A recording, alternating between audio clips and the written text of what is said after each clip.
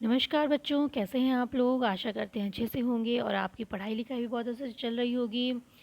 आज हम लोग जो पढ़ेंगे बच्चों वो है नवम पाठः। नवम पाठः और क्या पाठ है? भव्या भागीरथी। इसके नाम में ही सारे अर्थ वो छिपे हुए हैं कि क्या कहना चाह रहा है। भागीरथी मीन्स होता है गंगा, भव्य गंगा। आप जो है इस पूरे चैप्टर में गंगा जी की महानता का वर्णन देखेंगे। पूरे चैप्टर में क्या देखेंगे? गंगा जी की महानता, उनके महत्व के बारे में बताया गया है और शिखरणी छंद में लिखित है। पारंपरिक शिखरणी छंद में लिखित है, मोस्ट इम्पॉर्टेंट है। भगीरथी, भगीरथी जी को क्या कहते हैं? गंगा कहते हैं। और भगीरथी, हर कोई नाम होता है ना, उसके पीछे कोई ना कोई कहानी ज़रूर होती है। वैसे ही भगीरथी है। भगीरथी एक ऋषि थे जो पूरे देश में कंगाल जब छाया था, अकाल जब छाया था, कंगाल नहीं अकाल जब छाया था, तो वो अपनी तपस्या से शिव जी को प्रसन्न करके और उन्हीं की दया थी, उन्हीं की मेहनत से और शिव जी की दया से क्या हुआ था कि हमारी जो है धरती में पानी आया था और गंगा प्रवाहित हुई थी। ठीक है, तो इस वजह से जो है भागीरथी क्या है? गंगा की पर्यायवाची भी है। ठीक, गंगा की पर्यायवाची नाम दे दी गई है। और ये तो एकदम वैसे ही बताया था हमने। अब ये आगे चलिए, अब हम लोग इसकी वो पढ़ते हैं। चलिए शुरू करते हैं चैप्टर को। ठीक, ज़्यादा बात ना करते हुए हम लोग चैप्टर शुरू करते हैं।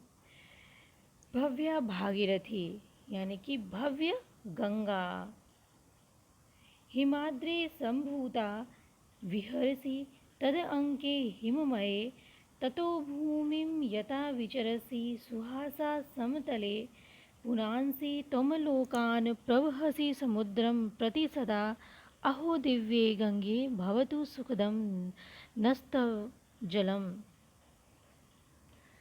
क्या कह रहे हैं? हिमाद्रे संभूता। हिमाद्री मतलब होता है हिमालय पर्वत से। हिमालय पर्वत से। अपनी कॉपी और पेन लेके बैठ जाइए और आप अपनी लिखना शुरू कर दीजिए, या पेंसिल लेके बैठ जाइए, अपनी बुक में ही लिखना शुरू कर लीजिए। जब आप शब्दार्थ को लिख लेंगे तो आपका अर्थ निकालना बहुत ही आसान हो जाता है। तो प्रत्येक शब्द का अर्थ मालूम होना चाहिए। ठीक है, हिमाद्रे मतलब हिमालय पर्वत से, संभूता। संभूता मीन्स होता है उत्पन्न हुई या फिर निकली हुई। विहरसी, विहार करती। विहरसी क्या है? विहार करती हो। ये मध्यम पुरुष आपका क्या आता है? मध्यम पुरुष का आता है ना। विहार करती हो, मध्यम पुरुष कौन सा वचन है? एक वचन है। मध्यम पुरुष एक वचन। तद अंगे, तद, तद मीन्स उसके, अंके मीन्स गोद में। तद उसके, अंके मीन्स गोद में। हिममय, हिममय बर्फ रूप से, बर्फीली रूप से। ठीक, सभी के अर्थ पता चल गए। अब हम इसको एक वाक्य में पिरोते हैं। क्या है? हिमाद्रे, हिमालय, हिमालय पर्वत से निकली हुई, तद अंके, तद मतलब हिमालय पर्वत से निकलती हो, गंगा जी को ही द्योतित करते हुए कवि कह रहे हैं कि हिमालय पर्वत से निकलती हो। विहरसी तद अंके हिममय, तद मंस उसके, उसके किसके? हिमालय के। हिमालय के हिममय बर्फीली अंके गोद में, विहरसी विहार करती हो। हिमालय, हिमालय पर्वत से निकलती हो और हिमालय के बर्फीले गोद में विहार करती हो। ततो भूमिम, तत् मीन्स उसके पश्चात, ततो मीन्स उसके पश्चात, भूमिम भूमि, याता, याता मीन्स, याता मीन्स होता है जाना।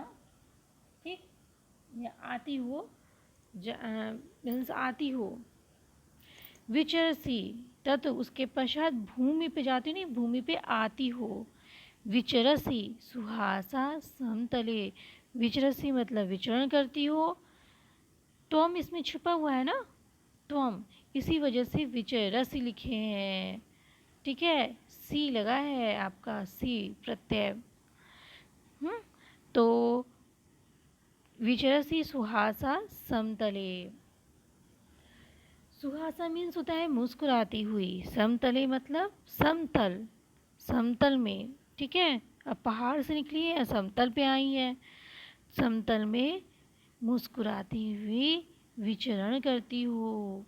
ठीक है, उसके पश्चात भूमि पे आती हो और समतल में मुस्कुराती हुई विचरण करती हो। पुनांसी, पुनांसी तुम लोकान, पुनांसी मीन्स होता है पवित्र, पुनांसी मीन्स होता है पवित्र करती हो। ठीक है, पवित्र करती हो, देव समय देख लीजिए, तुम छिपा है, तुम पुनांसी, तुम छिपा है, पवित्र करती हो। तुम लोकान, नहीं तुम दिया तो है, पुनांसी तुम लोकान। ठीक है, तुम संसार को पवित्र करती हो। प्रवहसी समुद्रम प्रति सदा, प्रवहसी समुद्रम, सदा मीन्स हमेशा, समुद्र की ओर, प्रति मीन्स ओर, समुद्र की ओर, प्रवहसी प्रवाहित होती हो, बहती हो। अहो दिव्य गंगे, हे, अहो दिव्य गंगे, अभी संबोधन है, हे दिव्य गंगा, हे दिव्य गंगे। भवतु सुखद न, अब ये देखिए, न न तव जलम। अब बच्चों यहाँ पे संधि हो रही है, विसर्ग संधि। अब हम लोग विसर्ग संधि के बारे में भी देखते हैं, पहले आप इसका अर्थ देख लीजिए कि भवतु सुखदम न तव जलम। यहाँ पे न का मतलब क्या होता है, न का मतलब होता है हमारा, या हमारे। भवतु सुखदम, न मीन्स हमार, तव मीन्स तुम्हारा, जल, तव मीन्स तुम्हारा जल, हमारे लिए, सुखदम सुखद, भवतु हो, हमारे लिए, तुम्हारा जल हमारे लिए सुखद हो। ठीक, अब ये देखिए नस्तव, अब नस्तव को जब आप विच्छेद करेंगे तो विच्छेद क्या निकल के आ जाएगा, न प्लस तव, या आधा स। ये जहाँ भी है बच्चों, लगभग आधा स जहाँ आपको मिले और विच्छेद करने का मौका मिले तो आप तुरंत इसको विच्छेद करिए, और विच्छेद करके इसमें पता करिए संधि, विसर्ग संधि है बच्चों ये। जहाँ भी आधा स है वहीं से आप इसको सॉरी तोड़िए और तोड़ करके विच्छेद करिए। ठीक, अब इसमें देखिए विसर्ग संधि कौन सी हो गई है भाई, तो इसमें बच्चों विसर्ग संधि हो गई है आपकी चाशनी कहिए, या फिर आप इसको कहिए सत्व संधि। ठीक है, तो सत्व संधि क्या कहती है, सत्व संधि कहती है कि देखिए दो स है, स, दो नहीं तीन स होते ना एक स, श और ये श, दंत स, तालव्य श और मूर्धन्य श। कहते हैं कि विसर्ग के पहले, यदि आपके विसर्ग के पहले क्या है, विसर्ग के पहले अ है, ठीक है, नौ में अ विद्यमान है ना, विसर्ग के पहले अ है, और उसके बाद यदि दंत है, त थ है, ठीक है, यदि त थ है, या फिर च छ है, या फिर क्या है, ट और ठ है। ठीक है, यदि त थ है विसर्ग के बाद त थ है, या फिर च छ है, या फिर ट ठ है, तो हमारा विसर्ग किसमें बदल जाएगा, किसमें बदल जाएगा, स में बदल, यदि त थ है तो स में बदल जाएगा, यदि च छ है तो ताला विषय में बदल जाएगा। और यदि आपका आपकी विसर्ग के बाद ट ठ है तो मूर्धन्य ष में बदल जाएगा। बात समझ में आई? तो आप इसको संतरा चाशनी और षटकोण के नाम से भी कह सकते हैं। याद करने के लिए, ऐसा कुछ होता नहीं है। तो ये चीज़ याद रखिए कि यदि विसर्ग के पहले अ है, ठीक, ये विसर्ग है, विसर्ग के पहले अ है और विसर्ग के बाद क्या है, त थ है, त या थ है, च या छ है, या ट या ठ है। विसर्ग के बाद त या थ है, च या छ है, ट या ठ है। तो त थ किस में बदल जाएगा? दंत स में। त थ भी तो दंत स होता है ना। उसी तरह से च और छ किस में बदल जाएगा? तालव्य श में, क्योंकि च और छ भी तालव्य होता है। ट और ठ बदल जाएगा मूर्धन्य श में, क्योंकि ट और ठ भी मूर्धन्य श होता है। वही आता है नस्तव में, नह धन तव। न के पहले क्या आ गया है? त आ गया है। अब न के पहले क्या आया है? त आ गया है। तो अब क्या हो गया है भाई? क्या हो गया है कि ये हो गया है आपका त था स में परिवर्तित हो गया है। ठीक है, तो हो गया है नस्तवः।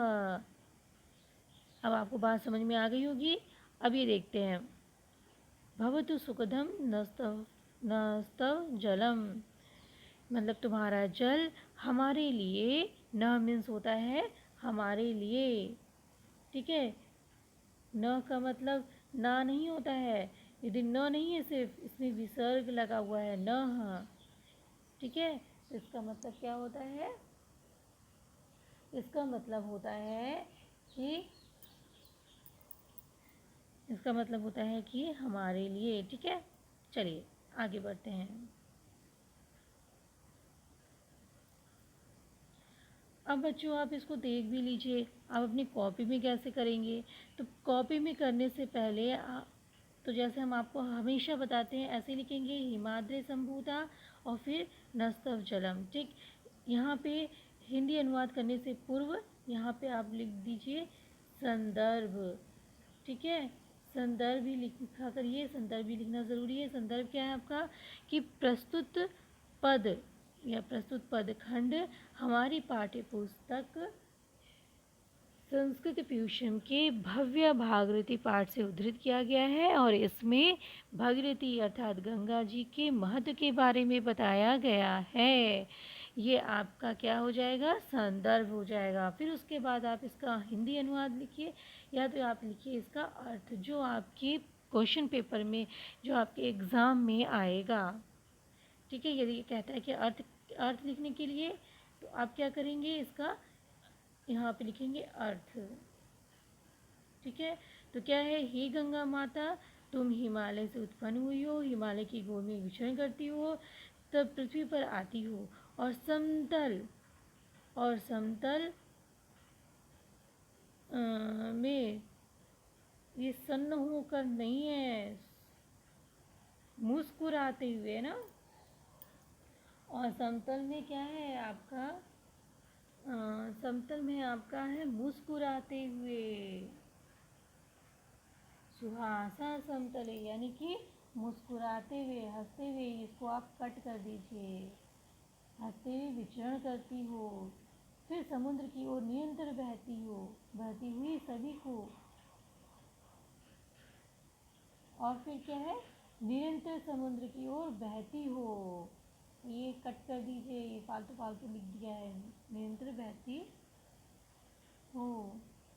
हे माता, हे गंगा माता, गंगा जी को भी प्रोनाउंस करिए। क्या करेंगे? गंगा जी को भी प्रोनाउंस करेंगे। हे गंगे माता, तुम्हारा जल हमें सुख प्रदान करने वाला हो। ठीक है, तुम्हारा जल हमें सुख प्रदान करने वाला हो। ठीक है, अब इसको कट कर दीजिएगा, इसको कट कर दीजिएगा और लिख लीजिएगा।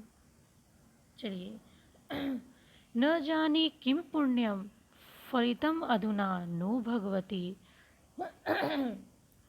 प्रियो देशो जातः तव जलकर्णे नष्ट कलुषः। ये देखिए यहाँ पे क्या आ गया है। अब आपको यदि इसको पढ़ने में प्रॉब्लम हो रही है तो आप क्या करेंगे, ऊपर र लगा है ना, वहीं से जहाँ पे आधा दिखे ना वहीं से आप क्या करेंगे, विच्छेद करना शुरू कर देंगे। अब ये जो आधा स ये र होता है ये किस में परिवर्तित हो जाता है, विसर्ग में। ठीक, किस में परिवर्तित हो जाता है, विसर्ग में। तो जल कणेह, यहाँ पे क्या हो जाएगा, जल कणेह विसर्ग लगा देंगे आप, जल कणेह। ठीक है। नष्ट कलुषः, कलुष मीन्स पाप को नष्ट करना, पाप रहित अर्थात नष्ट करना मतलब पाप रहित। न जाने किम पुण्यम फलितम अधुना नो भगवती प्रियो देशो जातः तव जलकणे नष्ट कलुषः। हरिद्वारम काशी तव तटमहत्वम कथयतः। प्रयाग प्रयागः तीर्थानां परितुल्यनीयः तव तटे। आधा सा आ गया ना, विच्छेद करिए, परितुल्यनीयः तव तटे। तो क्या कह रहे हैं, न जाने किम पुण्यम फलितम अधुना नो भगवती। नो मीन्स क्या है, ठीक है। ये देखिए यहाँ पे भ आ गया है ना, अ नहीं है, ठीक है, कोई भी स्वर नहीं है, भ है, यानी कि आपका व्यंजन है। तो जब ऐसे व्यंजन आते हैं तो यहाँ पे जो है इस टाइप से न नहीं लिखते हैं, क्या लिखते हैं, ओ। तो न जो होता है वो ओ में परिवर्तित हो जाता है। इसको जब आप लिखेंगे सेपरेटली जब लिखेंगे तो क्या करेंगे, न का तात्पर्य होता है हमारे लिए, न हमारे लिए भगवती। कह रहे हैं न जाने कौन सा पुण्य हे भगवती हमारा अधुना मतलब आज में फलित हुआ है। न जाने कौन सा पुण्य हमारा आज फलित हुआ है।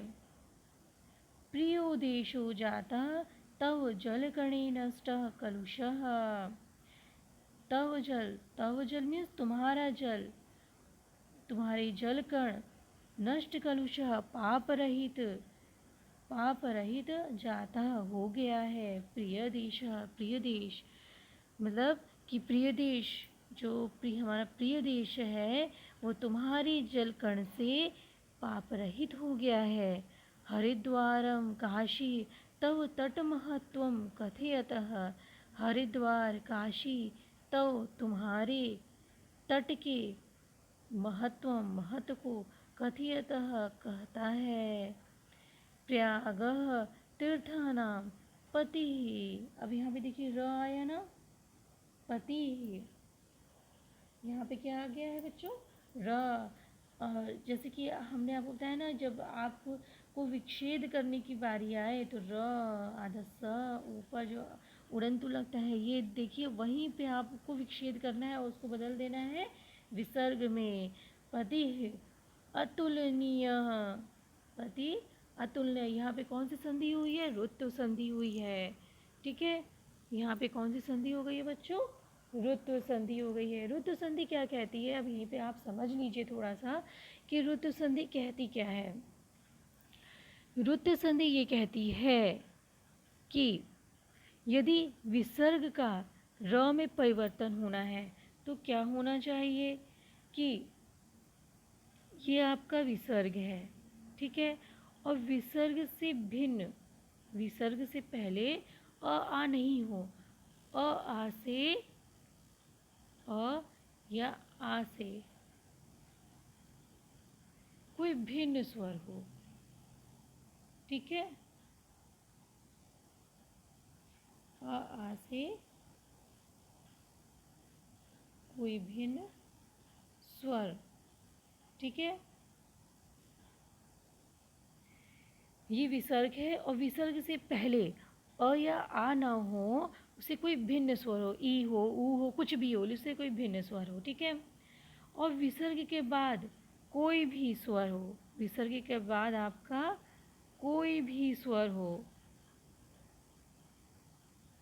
कोई भी स्वर हो या तीसरा, चौथा, पांचवा वर्ण हो, तीसरा चौथा पांचवा वर्ण हो, या य र ल व हो, य र ल व ह हो, यानी कि विसर्ग से पहले आ से कोई भिन्न स्वर हो और फिर विसर्ग के बाद क्या हो, कोई भी स्वर हो, ये तीसरा। और फिर आप व्यंजन देखते हैं ना, व्यंजन का तीसरा चौथा या पांचवा कोई भी वर्ण हो या फिर य र ल व ह हो, तो ये विसर्ग किस में बदल जाएगा, ये विसर्ग र में बदल जाएगा, ठीक है। अब जैसे आप बोल दिए मुनि ही अवदत, तो मुनि ही अवदत, तो अब देख लीजिए, अब जैसे कि यहीं पे है मुनि,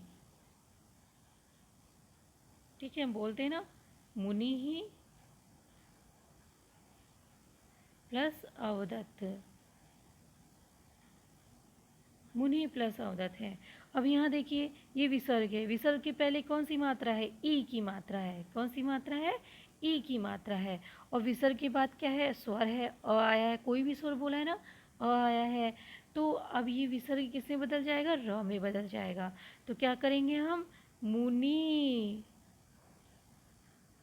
मुनिर, अवदत्त, क्या हो जाएगा, ये मुनिर अवदत्त, ठीक है।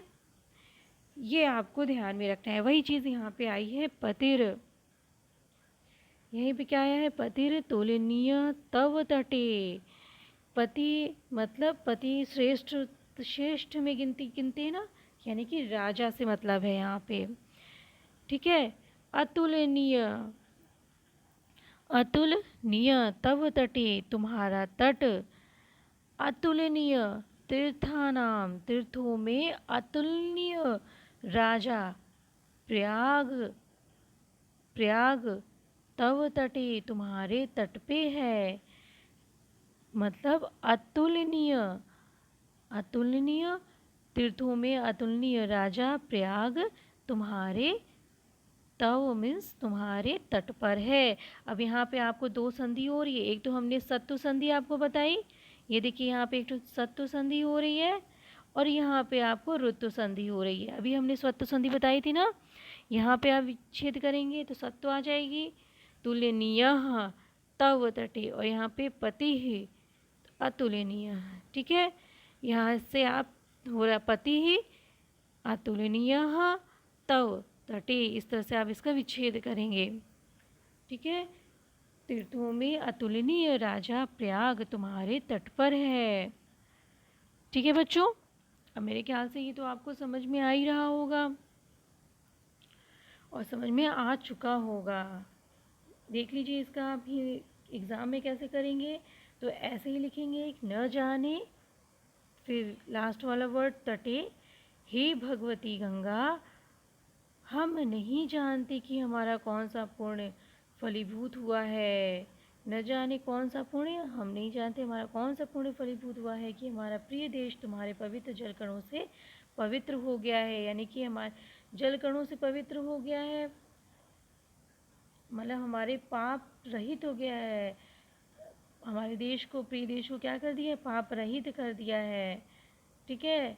यहाँ पे ये अनुवाद लिखिए अर्थ, क्योंकि ये अनुवाद थोड़ी कर रहा है, ये तो अर्थ बता रहा है। हरिद्वार और काशी तुम्हारे तट की महिमा का गुणगान कर रहे हैं, हरिद्वार और काशी क्या कर रहे हैं, तुम्हारे महत्व का गुणगान कर रहे हैं। सभी तीर्थों का अधिपति अतुलनीय प्रयागराज तुम्हारे तट पर स्थित है, ठीक है। चलिए नेक्स्ट देख लेते हैं। जना नाम धात्री तव सुमधुर फलान्नानि ददती, विशालां सिंचती मधुमय जले, मधुमय जले, देखिए फिर उड़ंतु आ गया ना, तो अब यहाँ पे क्या करेंगे, विच्छेद करेंगे, मधुमय जले, अरे ये तो हम लोग पढ़ चुके हैं क्या, नहीं नहीं नहीं, ये नेक्स्ट है, मधुमय जलेह भारत भुवम्। तो जनानां धात्री तव सुमधुरं फलानानि ददति विशालां सिंचति मधुमय जलेः भारत भुवम्। अये शुभ्रे गंगे विलसित तरंगे त्रिपथगे तव उत्संगे धन्याः शिशव इव खेलन्ति मनुजा। कह रहे हैं जनानाम, जनानाम मतलब लोग, धात्री, धात्री मीन्स क्या होता है बच्चों? धात्री मीन्स होता है माता, धात्री मीन्स माता। मधुमय, मधुमय जले है, मधुरमय मधुर जल। भारत भुवम, भारत भुवम भारत की भूमि को। तो चलिए हम लोग पहले शब्दों का अर्थ करते हुए और उसके वाक्य को बनाते हुए चलते हैं। जनानाम मतलब होता है लोग, धात्री मीन्स माता, ददती मीन्स देती हो, मतलब माता, जनानाम लोगों को, माता तुम, सुमधुर फल, अन्नानि, यहाँ पे कौन सी संधि हो गई है? दीर्घ संधि। फल प्लस अन्न, यहाँ पे अ प्लस आ बराबर आ हो गया है ना, तो यहाँ पे हो गया है अ प्लस अ बराबर आ, यहाँ पे हो गई आपकी दीर्घ संधि। फलानानि फल और अन्न देती हो, सुमधुर मधुर यानी मीठे फल और अन्न लोगों को तुम देती हो, धत्री माता तुम मधुर फल और अन्न लोगों को देती हो। विशाल सिंचती मधुमय जले भारत भुवम, भारत भुवम भारत की भूमि को, भारत की भूमि को मधुमय जले मधुर जल से, अपने मधुर जल से, मीठी जल से भारत की भूमि को, भारत की विशाल भूमि को सींचती हो। ऐ शुभ्र गंगे, हे पवित्र गंगा जी, विलसित तरंगे, हे पवित्र गंगा जी और विलसित तरंगे मतलब निर्मल गंगा, त्रिपथिगे और तीनों राहों वाली गंगा। तव उत्संगे धन्या शिशव इव खेलंती मनुजा, तुम्हारे तरंगों में, तुम्हारे तरंगों में शिशु के समान मनुज खेल कर धन्य है। ठीक है, चलिए हम इसको कैसे करेंगे? जना नाम धात्री ऐसे करके, फिर आप लास्ट वाला वर्ड लिखेंगे, फिर क्या करेंगे? तुम सभी जनों का पालन करने वाली हो, तुम पालन करने वाली हो यानी मीठे फल और अन्न प्रदान करती हो, अपने मधुर जल से भारत भूमि को सींचती हो। हे शुभ गंगा, सुशोभित तरंगों वाली तुम्हारी गोद में बच्चों की भांति खेलते हुए मनुष्य धन्य है। यहाँ पे 3 चीज़ कहा गया है, सिर्फ शुभ गंगा नहीं कहा गया है। यहाँ पे 3 चीज़ है ना, क्या है? ये शुभ्र गंगे, ये पवित्र गंगा, विलसित गंगे, हाँ शुभ्र गंगे, विलसित निर्मल गंगा और 3 राहों वाली गंगे। ये 3 चीज़ों से प्रोनाउंस किया गया है इनको, 3 राहों वाली गंगा। ठीक है, ये तीनों लिखिएगा आप। हाँ, फिर उसके बाद लिखिएगा सुशोभित तरंगों वाली तुम्हारी गोद में बच्चों की भांति खेलते हुए मनुष्य धन्य है। ठीक है, तो ये जो है आगे के जो श्लोक हैं वो हम अगले वीडियो में कराएंगे, नहीं तो वीडियो बहुत ही ज़्यादा लंबा होता जा रहा है। बच्चों ये क्लास आपको पसंद आई हो तो इसको लाइक करिए और शेयर करिए। और यदि आपने सब्सक्राइब नहीं किया है तो सब्सक्राइब कर लीजिए और बगल में जो बेल बटन होता है उसको ज़रूर दबाइएगा ताकि आपको मेरी सारी वीडियोस मिलती रहें। और सबसे महत्वपूर्ण बात, हंसते रहिए, मुस्कुराते रहिए।